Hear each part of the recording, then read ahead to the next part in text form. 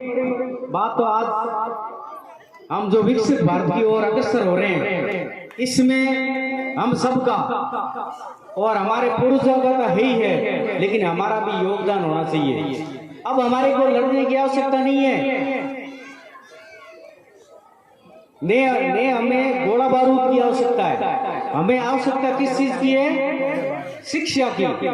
जो पूर्ण रूप से 100% शिक्षा प्राप्त करता है और जिसके घर में शिक्षा के वजह से आमदनी बढ़ जाएगी, धीरे धीरे हमारा भारत भी विकसित हो जाएगा।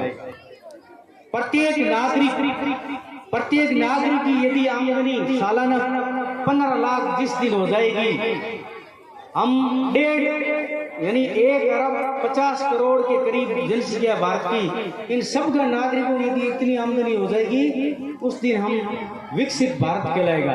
और विकसित भारत में हम सबका योगदान होना चाहिए। और इस तिरंगे को मन में और इसके मान सम्मान को रखते हुए यदि हम आगे बढ़ेंगे अपने लक्ष्य की ओर, तो हमें ज्यादा समय नहीं लगेगा विकसित भारत की ओर जाने के लिए।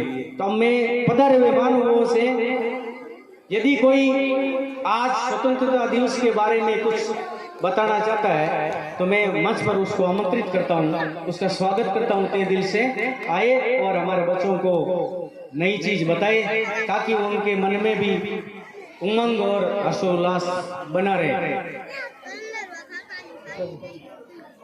अब आपके सामने आप सभी इनसे परिचित हो, हमारे विद्यालय में हमेशा आते रहते हैं, आपका मनोबल बढ़ाने के लिए शिक्षाप्रद बातें बताते हैं। तो आज भी आपको इनका एक बार तालियों से गड़गड़ाहट के साथ में स्वागत करेंगे और इनके विचार सुनेंगे।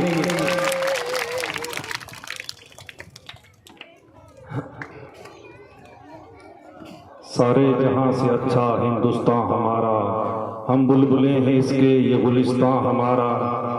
सारे जहां से अच्छा ये हिंदुस्तान हमारा, हम बुलबुलें हैं इसके ये गुलिस्तान हमारा।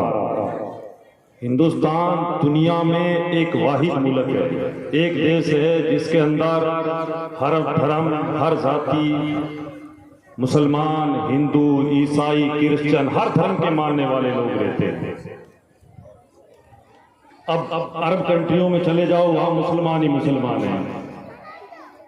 इधर यूरोप में चले जाओ, वहां ईसाई है। लेकिन हिंदुस्तान एक ऐसा देश है जहां पे हर धर्म के मानने वाले लोग मिल जाएंगे।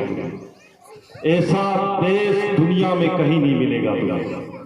ऐसा देश दुनिया के किसी कोने में चले जाओ तुम्हें कहीं नहीं मिलेगा। ये आज आजादी का 78वां साल चल रहा है। ये आजाद जिन लोगों ने, जिन हमारे पुरखों ने हमें आजाद करके दिया, उनका हम जिंदगी भर शुक्रिया अदा करें या उनका जिंदगी भर एहसान माने, तो हम उनका एहसान और उनका जो दिया हुआ ये बलिदान है, उनको हम अदा नहीं कर सकते। लेकिन आज के दौर में भी कुछ लोग वो हैं जो गुलामी की जंजीरों में जकड़े हुए। मास्टर जी ने कहा था, तो वो कौन लोग हैं? मैं आपको बताता हूं कि दुनिया में 2 चीजें होती है। हर चीज का 2 पहलू होता है। जैसे रात आती है, रात के बाद दिन का सूरज निकलता है, उजाला होता है, दिन आता है। जिंदगी में सुख भी होता है, दुख भी होता है। इंसान की जिंदगी में जिंदगी भी होती है, मौत भी होती है। इसी तरह इंसान की जिंदगी में 2 चीजें हैं। एक होता है अनपढ़ जाहिल, एक होता है पढ़ा लिखा। अनपढ़ में और पढ़े लिखे में क्या अंतर होता है? मैं आपको बताता हूं। अनपढ़ और पढ़े लिखे में इतना अंतर होता है जितना दिन और रात में होता है। जिस तरह इंसान रात की अंधेरी में, अंधेरा छाया होता है, उसे कुछ नहीं नजर आता। दूर से खड़ा हुआ इंसान रात की अंधेरी में पहचान नहीं सकता कि वो फला कौन सा इंसान खड़ा है, उसका क्या नाम है, कौन है, क्या नहीं है। लेकिन दिन में अगर वो इंसान नजर आएगा तो उसे पहचान लिया जाएगा कि फला इंसान है। तो इसी तरह मैं आपको बताता हूं कि अनपढ़ और पढ़े लिखे में अंतर है। कि जो बच्चा पढ़ लिख कर लेता है तो उसकी जिंदगी में उजाला पैदा हो जाता है। जो बच्चा पढ़ लेता है उसकी जिंदगी में उजाला पैदा हो जाता है और उसकी जिंदगी से अंधेरा दूर हो जाता है। और जिन गुलाम उसी को तो कहते हैं ना, दूसरों का महत्व चला। अंग्रेजों ने 200 साल हम पर अंग्रेजों में मोहताज थे, कुछ कर नहीं सकते थे, आज हम सब कुछ कर सकते हैं, तो हम आजाद हो गए। अनपढ़ है, खुद अनपढ़ है, किसी से साइन कराएंगे तो उससे किसी की जरूरत पड़ेगी, तहसील में जाओ तो किसी को जरूरत पड़ेगी, 1000 रुपये आपको दूंगा, आपका किराया मैं दूंगा, आपका भाड़ा मैं दूंगा, आपका खर्चा मैं दूंगा, मेरे साथ चलो, ये मेरा काम करा दो। तो आज भी गुलाम है, अंग्रेजों में नहीं है तो किसी का तो गुलाम है ही। तो इस गुलामी से आजादी चाहते हो और खुद भी चाहते हैं, अपने बच्चों को भी इस गुलामी से आजाद कराना चाहते हो, तो अपने बच्चों को पढ़ाओ, शिक्षा दिलाओ,